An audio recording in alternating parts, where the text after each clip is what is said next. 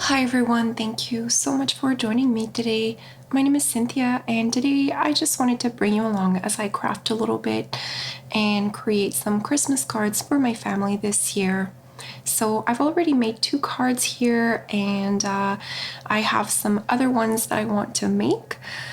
So these here are all like the fronts of older Christmas cards that my mother-in-law gave me. So she had like this huge pack of vintage Christmas cards and just like from previous years, dating all the way to like my husband being born.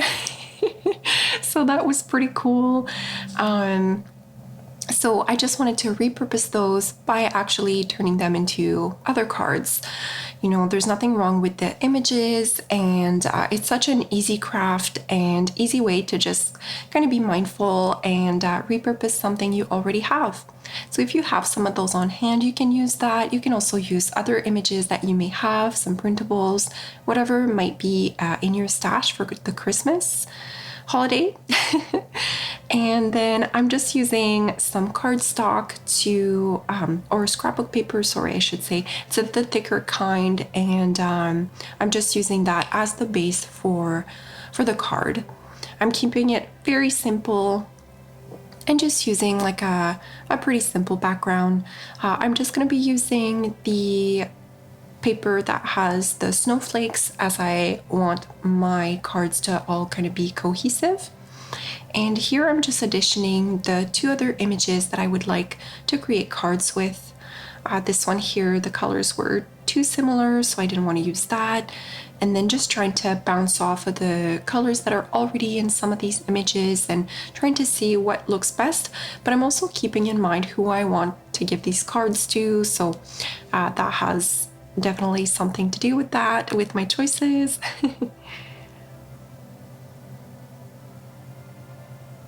I hope that you are all doing really well. I'm getting excited for the holidays, and we are planning to going home, so that's really exciting, especially after last year. And it's really like the first Christmas my husband and I were spending together, not alone in our in our house, so that will be really nice. I would love to know what you have planned for the holidays. Are you celebrating? Maybe you don't celebrate, so what do you do around that time of year? Just let me know in the comment down below. I'd love to know. And so now I'm just using my cutter to trim the scrapbook paper to be able to create those cards.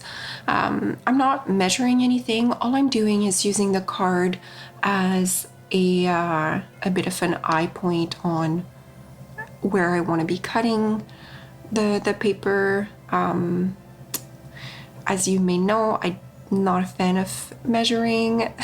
So, but you know, of course, feel free to measure and make everything very mathematically great. If that is a strong point for you, I envy you. I just find if I start measuring things, I get very confused, so I don't.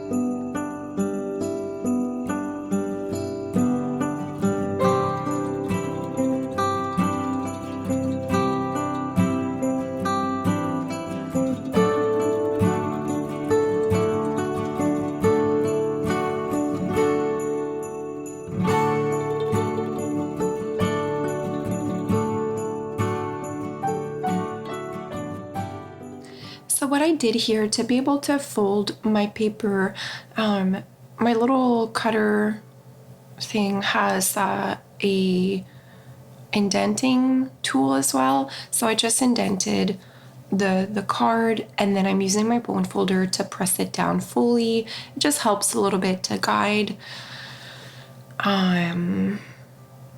Otherwise, I mean, you can absolutely just use like a pair of scissors. Well, like the back of the scissors, the handles.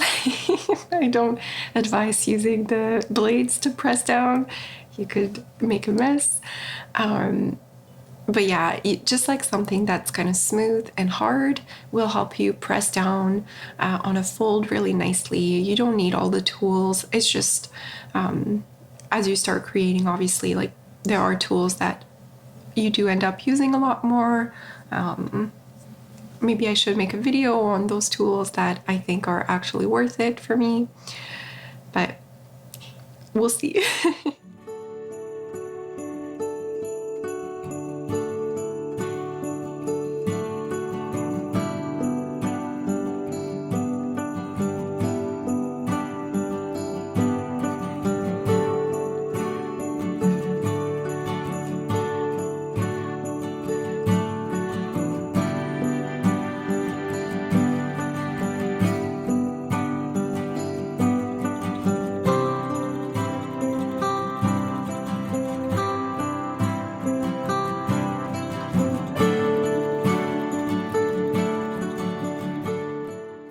So now that my 2 cards are essentially ready, I'm just going to be figuring out exactly where I want to place the images, and I'm just using some double-sided tape to put those, stick those down on the card.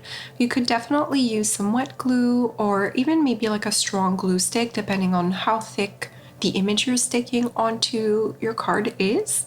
I chose double-sided tape because I knew it wouldn't warp anything, and it doesn't leave, like it won't seep through any of the papers that I'm using. Therefore, it'll leave the inside of the card looking very clean, which is, I mean, like these are handmade cards, but I do want that.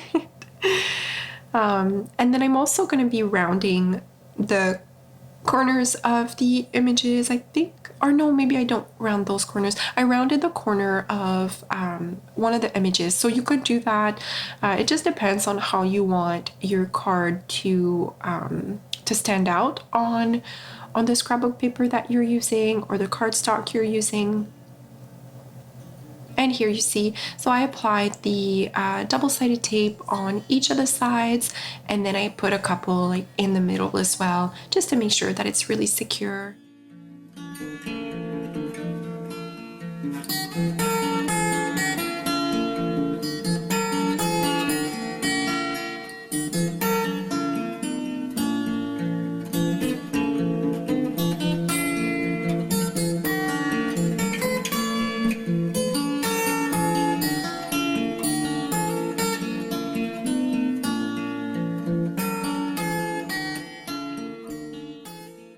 And again, I'm just eyeballing this, but you could absolutely measure and give yourself some pointers on exactly where to place your image.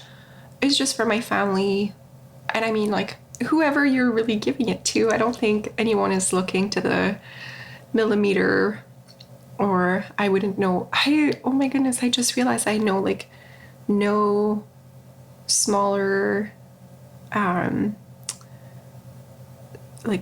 like I live in Canada, so it's the metric system that we use.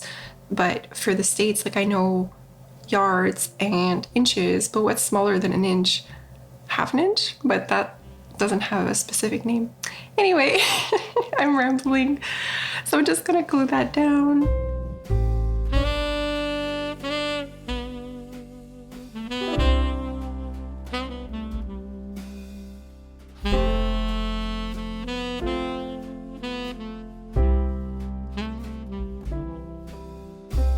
I love this image so much. I just thought it was so sweet, and this particular one is going to be used for my mom.